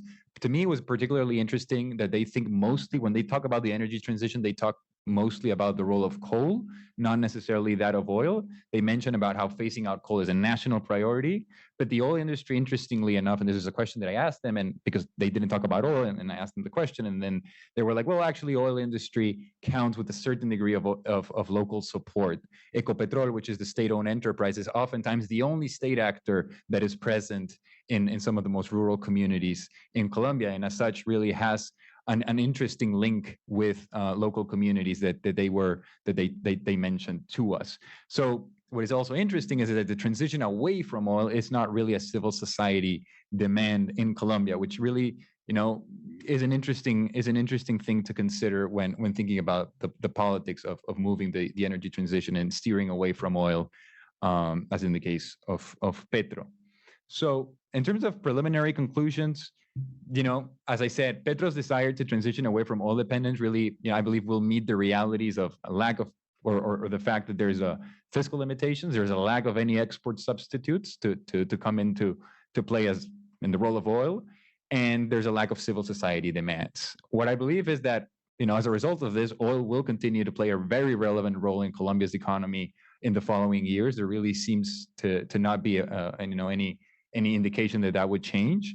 And with oil playing a large role in the foreseeable future, I believe that sort of, gives them a little more relevance to the research that I'm doing, which is, okay, if oil will continue to play an important role, then if there's an energy transition, a global energy transition, what will be the effects on the Colombian economy? I believe that makes it even more relevant.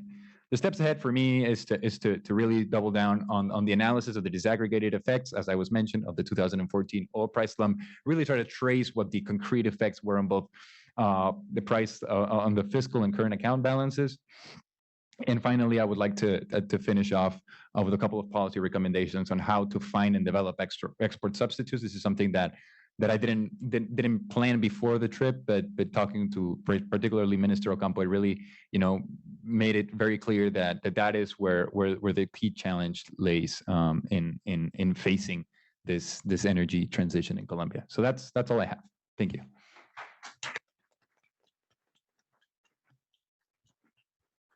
And next, we're going to go with Wei-Yin Zhang.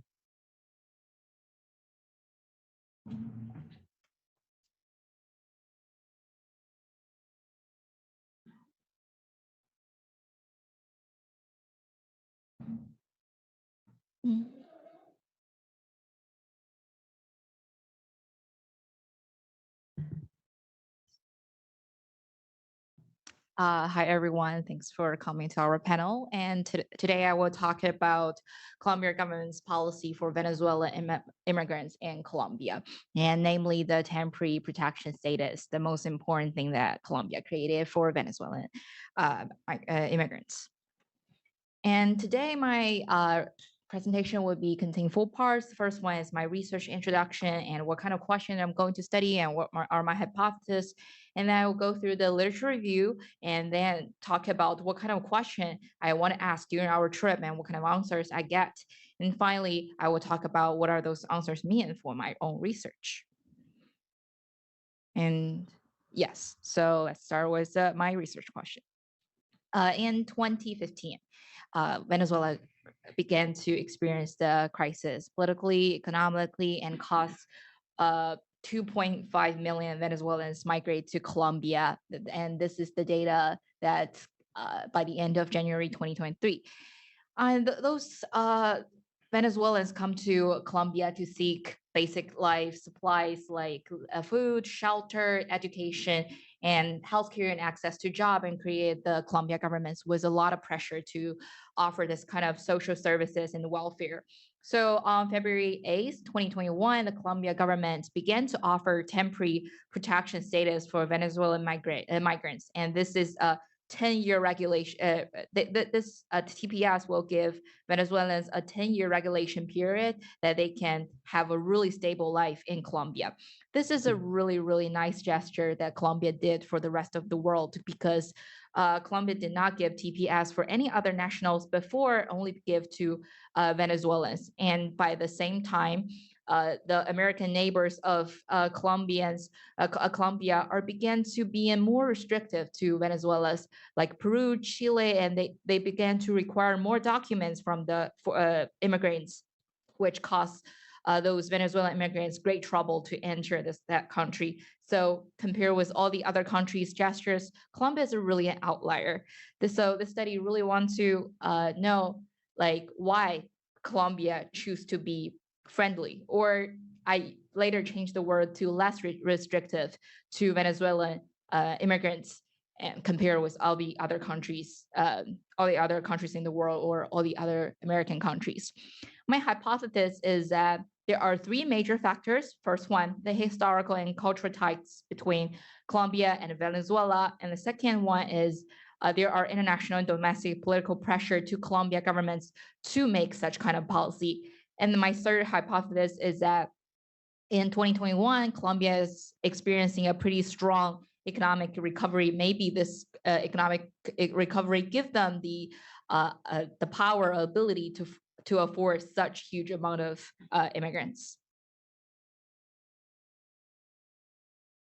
And then I did some literature review based on my topic. As I mentioned before, there are contradicting attitudes to Venezuelan immigrants in American countries, that Colombia showed a really great gesture. And for this kind of attitude to immigrants, there are several theoretical explanations. And there are some micro-migration theories studying the immigrants' movement and settlement process, which is not the focus of this study. So I will just pass this part and directly go to the theories that truly matters for this research, is the micro-migration theories. This kind of theory study why countries make friendly or unfriendly, hostile policies towards immigrants. And they usually talk about first the economy factors, the economic benefits or the barriers that immigrants can bring to the country. And they also include a lot of political factors. For example, they will consider if immigrants can bring this country a lot of tax revenue, or they will costing more money to provide them with social services.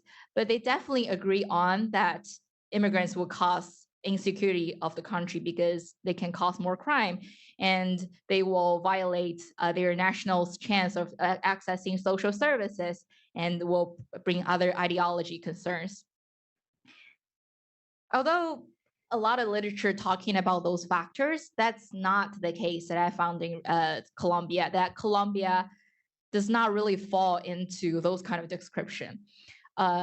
For example, like according to Brookings research, that Venezuelan people coming to Colombia really raise the crime rate of the country, but they still do a great gesture to inviting Venezuelans in. However, for Peru, for Chile, Venezuelan immigrants actually did not increase the crime rate of the country, but those countries choose to say, oh, Venezuelans did increase the crime, and shut down their door and become more restrictive. So this is kind of paradox that I don't understand.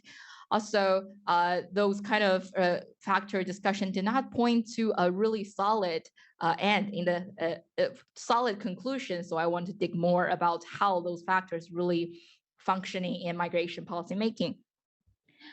Another really major characters of all the migration study is that they focusing on the developed countries as the migration receiving countries, such as United States or West or North European countries. They neglect why developing countries want to receive or reject migration. And Colombia, at least, is a great case for discussing migration policy from a developing country perspective. And based on the gaps I found, I wanted to ask the following questions during my study trip. So just to do a quick summarize this question, including what are their policies to Venezuelan migration right now, And is this policy really effective? And what are the goals? Why are they creating such policies? And how people are receiving this kind of policy? Okay, here are some answers I found. First, from all the studies I read before my trip, that Colombia are like highly complimented by international organizations or other countries, and I thought their policy to Colombian immigrants are very friendly or hospitable. No, they're not. They are just less restrictive than other Latin America countries.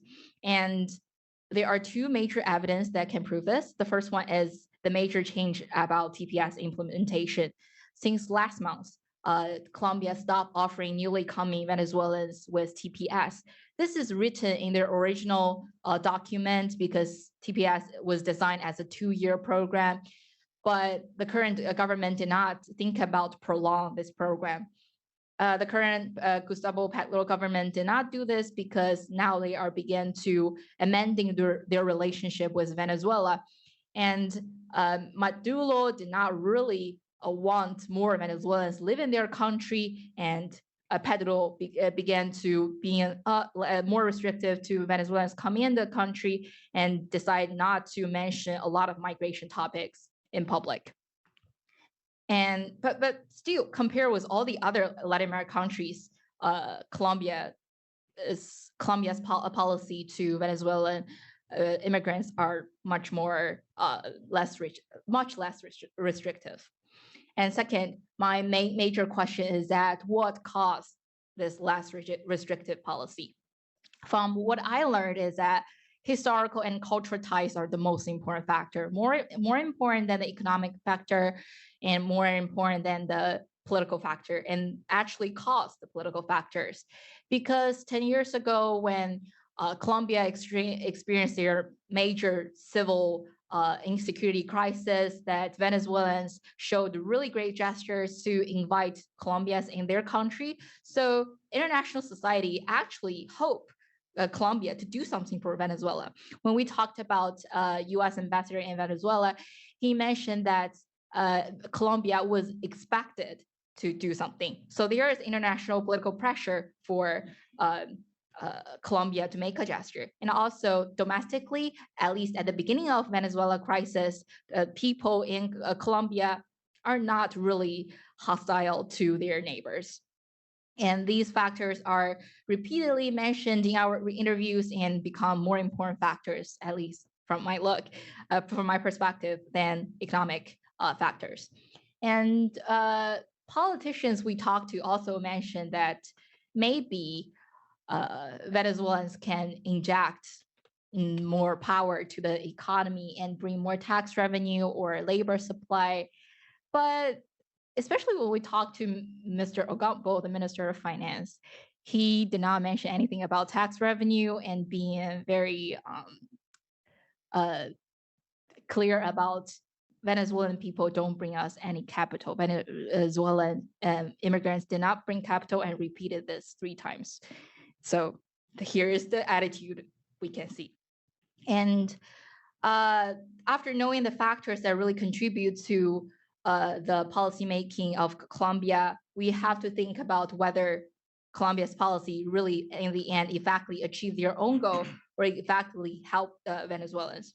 From the evidence we heard that it is highly effective. They provide over 60% people, 1.8 million people with TPS, but they still leave the most vulnerable group behind because those people don't have documents or really experience the difficulty to have their TPS or even arrive in the country. And I will talk more about if they really achieve their own goals in the next part. Okay, so how this evidence I learned really helped with my research. So go back to my research question: what factors led Colombia to create less restrictive migration policies than when its neighbors become more restrictive to Venezuelan immigration? And I found out that the 3 factors I mentioned before, especially cultural factors and political factors, are more important to a less restrictive migration policy. Although there are some people mentioned economic factors to less restrictive migration policy, I would say that's just a politician's way of asking people to accept our policy rather than they really bring a lot of tax revenue or help to our society. However, when the policy turned to be more restrictive, economic factors goes first. Economic factors such as Venezuelans come to Colombia are low skill, they don't bring capital, so they cost us more money about to giving their social services, like appears so many times in our interview. Especially they mentioned the cases about Venezuelan women in the hospitals in the border border province of Colombia. And this is the picture of the people living in Cucuta hospital or Venezuelan women, and they talking about, oh, those people are taking the chance of our nationals to access healthcare. And also now Colombia are having a better relationship with Venezuelan government, and they signed a bilateral trade agreement in February, and Colombia governments rather than Colombia immigrants are the way that the economic help would be, economic assistance will be injected in Colombia. And public emotions somehow turn to the other way. They are talking about, Venezuelan refugees are outsourcing crimes that would influence the security problem, and that they are influence our chances about accessing public services, and economic factors become more important than cultural ties when the policies turn to the other way. And this is what I have from the trip. And there are going to be more people talking about refugee topics and IDB and remittance next week. So come here and you can find more interesting findings. Thank you, guys.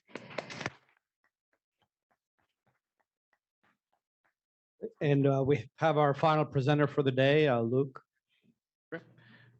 Thanks. So my topic of study was cryptocurrency use in Colombia, and how it's likely to impact society as global trends, if global trends continue.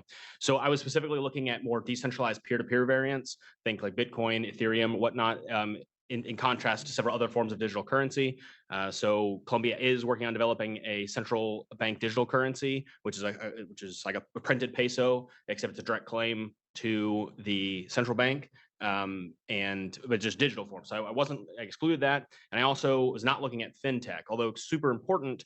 Fintech is typically a much more centralized entity, so like a Cash App, Venmo style thing, where there is an organization behind it. Therefore, it's much easier to study and to regulate. So I found it less interesting. So focusing on that. Additionally, since money touches virtually everything in society, I used 3 different lenses to kind of focus my study, using the lens of the underbanked and migrant populations, using lens of remittances, which plays a large role in Colombia, and then the role of cryptocurrency in illicit finance was my third lens. The decentralized nature, the kind of the technology that makes it so interesting, also makes it extremely hard to study. So I attempted to tackle it using a mixed methods approach, where I would have the qualitative interviews of the influential people we got to talk to throughout this trip, and then also had a small quantitative aspect where I attempted to use some analytic data based on blockchain transactions. I was able to deduce, kind of get some value out of that, as well as a small a preferential assessment of people as I interacted with them. That turned out to be a little problematic because part of it involved basically offering people small amounts of Bitcoin. And if you think about it, if you're in DC, someone walks up to you and is clearly a foreigner and offers you Bitcoin, you're like, I don't know, this seems like a scam. Like, I'm not gonna talk to this guy. So that seemed that maybe it wasn't as, but it did lead to some qualitative, useful feedback from people as they kind of got to pick their opinions on that. So on the qualitative aspect, we met with a lot of really interesting people and touched a lot of really interesting topics. Unfortunately, a lot of times people would approach it and say, I'm saying cryptocurrency use. So that's very interesting. I don't know anything about that. So But always those meetings would still, that one's useful data point if, somebody, it's not necessarily on somebody's radar. So I found that interesting. I kind of put that into my analysis. And then two, also there's a lot of ancillary points they brought up that I was then able to, they're talking about remittances, maybe not explicitly talking about cryptocurrency remittances, but I can still segue that into the line of thinking. So I still got a lot of very interesting things out of it. And also sort of reinforced to me that through the volatility, uncertainty, complexity, and ambiguity, the VULCA concept, that I think a lot of people are potentially not focusing we're not giving as much policy attention to cryptocurrency, the reality and the changing economic markets we're facing, as we probably should be, because it is something, and we need to kind of figure out what that thing is, and then what we're going to do about it in a policy sense. So I'll first talk about those three lenses. For remittances, there is a really robust body of literature on traditional remittances, remittance flows and everything, and the World Bank estimates there's $8.5 billion US dollars worth of remittances sent to Colombia. So it's a fairly sizable remittance market.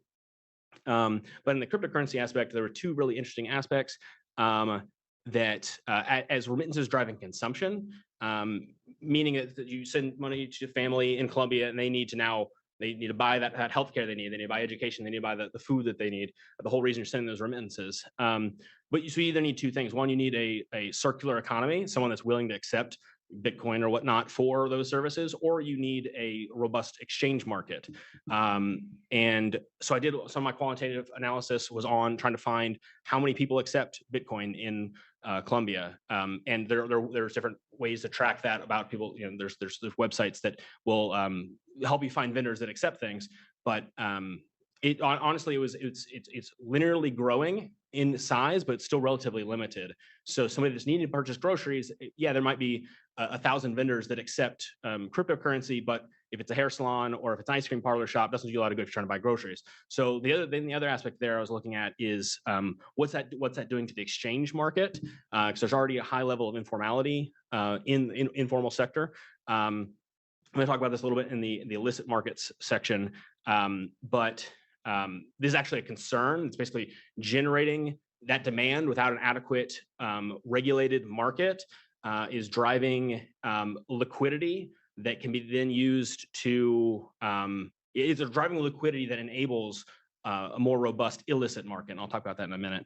The other aspect I want to touch on really quickly on remittances is traditionally, through traditional banking system, remittances are relatively slow, can take several days, and also relatively costly, and that's problematic when you're already strapped for cash. So it's very common in the traditional remittance system to pay 5-6% on your remittance. Whereas using transaction fees in cryptocurrency, you're probably gonna be able to pay a 20th of that, and then the UN goal for the aspirational goal for what remittances is a reasonable rate is 3%, and that's somewhere where the fintech is at. So then quickly touching on the underbanked kind of migrant population. So a lot of our discussion on that was talking a lot about those situations. So some of the things that kind of that elucidated for me was, while yes, cryptocurrency does serve an important function by eliminating some of the technical barriers, like to creating an account. A bank might not want to create an account for you if you only have low amount of money because it costs a lot and there's a lot of regulation they have to follow. Whereas anybody can open a cryptocurrency wallet, open up that. However, there are some more fundamental issues that cryptocurrency, maybe even if technologically superior, it does not address. And in fact, might even create a higher barrier to entry, because not only do you have financial literacy issues, but you also are compounding that with like a lot of tech literacy issues. And so that seems to indicate that you're seeing more adoption kind of in the younger, more tech savvy populate demographics. And this is actually going to lead into an important aspect that I'm going to talk about a little bit later. But and there's also pragmatic barriers. So if you have, even if you have a technological savvy nature and you have a lower time preference, meaning that meaning you're a good candidate for using what you might call an objectively better form of money.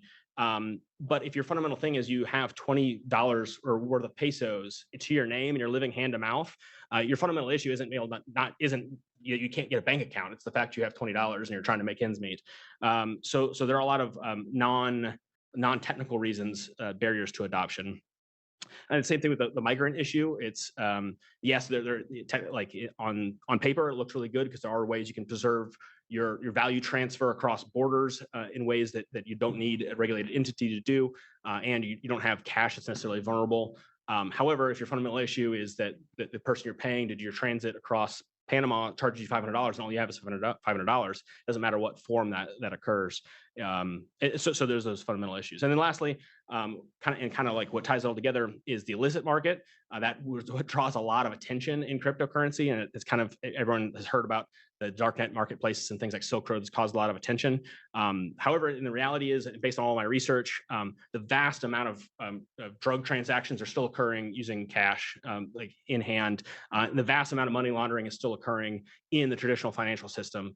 It seems like HSBC every couple of years gets a massive fine, but it's still lucrative for them or technically challenging for them to fight the illicit market. However, one of the things I'm looking at in my paper is since the 80s, there's been the black market peso exchange, which is a way for drug traffickers to move money and convert US dollars acquired through the drug trade into pesos. So what I'm concerned about in a high informal market, and with a global liquidity, global interest in Bitcoin or something, instead of because there's only domestic demand for pesos, Colombian pesos in Colombia and with trading partners, whereas if you now have this liquidity market that is of global interest, and you have a high market of informality, that kind of creates a potent opportunity for these parallel markets to form, and that's going to cause some problems. So I try to stay kind of agnostic on the overall efficacy or the moral aspect, like is Bitcoin a good idea or whatnot.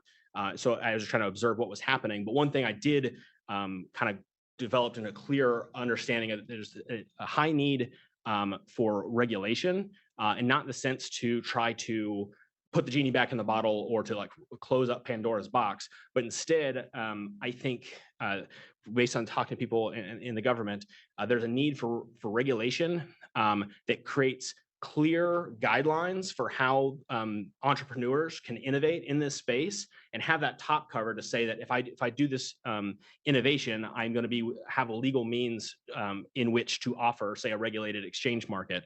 Because like trying to stop cryptocurrency, especially for like an illicit use, would be like trying to stop the internet or stop email. Far better would be lean into and say, like, this is how we think is the best idea to set up an email provider. And then and so that way Gmail, Google comes in and creates a great solution, because if people aren't running their own email farms for the most part, mostly it's just the natural market forces bring everybody. And so if you have a great solution, because you have clear regulatory guidance, then you're going to create a natural and healthy regulated market. So, because like right now in Mexico, there's regulation that was passed in Oxxo, the convenience store. Basically, you can go there and you can exchange Mexican pesos for Bitcoin at any of those convenience stores. That's because they had a clear framework on how they can register and how they can do it with the government. Whereas right now, even somebody that wants to abide by the rules and by the regulations in Colombia doesn't have that clear guidance on how that's supposed to look like. And so you're not allowing.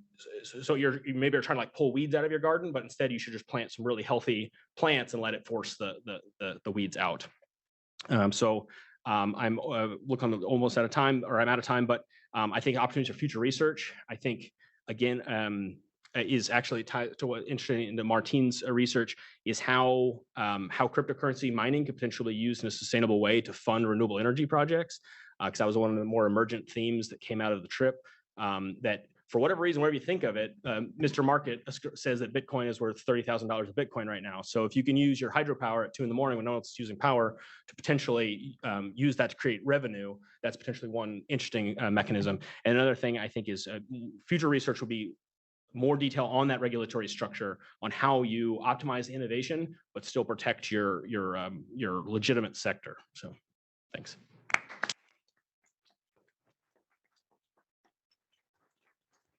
Thank you. We have 10 minutes remaining, so I'll just open it up for questions from our audience.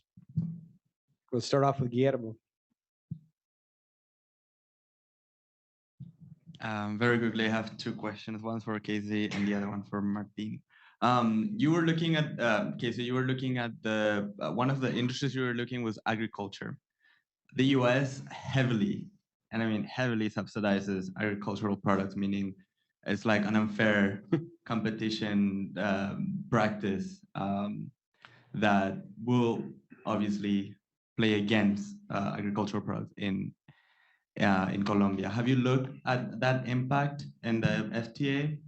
And then for Martin, well, we know that oil is one of the biggest exports in Colombia. In your study, have you looked at like the top following like the second, third, and fourth export that Colombia could expand to replace the number one, which is oil? Okay, that's a really, really good point. I have not addressed that specifically in my research thus far, but I'll definitely take that into consideration going forward. I think number two, number three, and at the risk of not giving the right information, I mean, I think it is. I believe it's coffee and maybe you have the information, but I mean, in any case, it's agricultural products that I have lower value or lower added value. That's a reason why oil is such a large export is it's the value of oil precisely to the country. So I think, you know, if you're trying to find a substitute, you're trying to find something along the lines. I mean, granted that Colombia will not, you know, have an incredibly successful industrialization policy in the next, you know, 10 years that could find some type of, you know, efficient substitute of added value. But I think something like perhaps hydrogen as an alternative, or, you know, energy source that could be exported, it could be something the likes of which, you know, which is large enough in value and value added, it could actually contribute to the economy. I think it would be very unlikely to see, you know, Colombia doubling down on coffee production just because the value added is lower. I mean, it's not a, you know, we're not really, because it used to be reliant on a commodity, as in the case of coffee in that case. Yeah. Any other questions? Yes. Hi, Felix. Thank you very much for the great presentations. I have also two questions for Casey and Martin. It's just the being an economics nerd. So the first one will be talking about sort of the barriers that exist between US and Colombian trade. I think one thing when the agreement was first announced was that the US has more exceptions to the lowering of tariffs than Colombia has, also in the agricultural sector. So even though it's unlikely, what does the Colombian government request from the US where it come to negotiations on that agreement? And to Martin, I was wondering, a lot of countries say, yes, we can accelerate our energy transition, get out of oil, but you, the international community, have to give us something for it. Have you looked into that? And what is Petro and the government requesting? Thank you. Yeah, so the US definitely gained a lot more from the free trade agreement than Colombia did, just in terms of like the reduction of tariffs.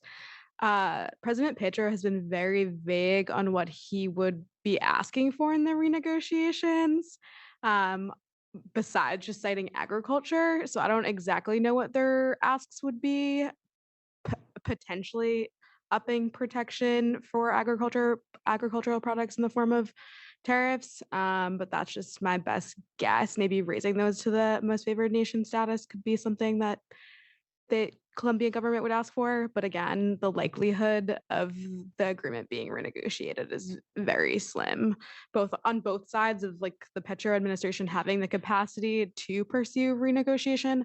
And another point that was raised during our meetings is the timeline for renegotiation. We wouldn't see an agreement under Petro's administration. Like in the next 3 years, that wouldn't happen. So whether like the likelihood of him pursuing it is very slim. And in the case of the international demands of Petro, I actually do not know precisely.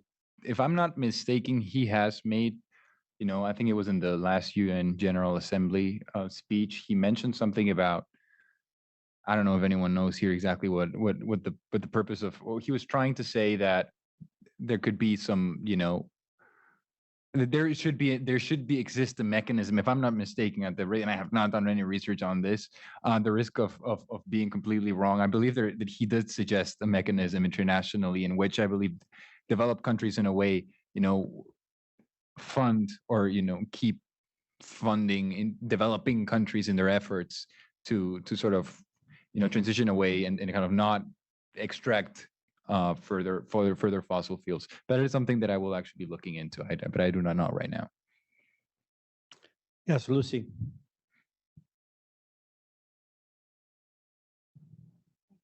So my question's for Luke on the regulations point for crypto. I was wondering if there are other countries in the region or elsewhere in the world that Colombia could look to as an example for best practices in crypto regulations. And related to that, what are your expectations for this regulatory sandbox that the government has set up for the crypto industry? Yeah, two great points. Curiously, the